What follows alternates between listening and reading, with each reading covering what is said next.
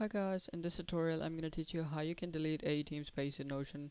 So in my Notion I have this Teamspace I'm going to show you. I'm going to go to settings and members, and here in Teamspaces I have this Teamspace that says 444, and this is basically just a Teamspace that I created for this tutorial, so I'm going to delete it.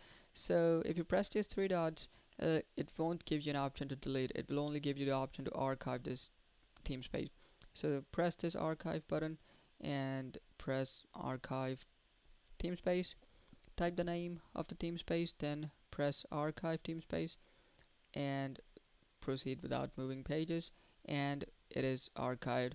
So basically it is the same as being deleted. There isn't any direct option to delete a Teamspace, but you can archive it and it will be gone forever. And so this is how you delete or how you remove a Teamspace in Notion. I hope this tutorial was helpful. Thanks for watching.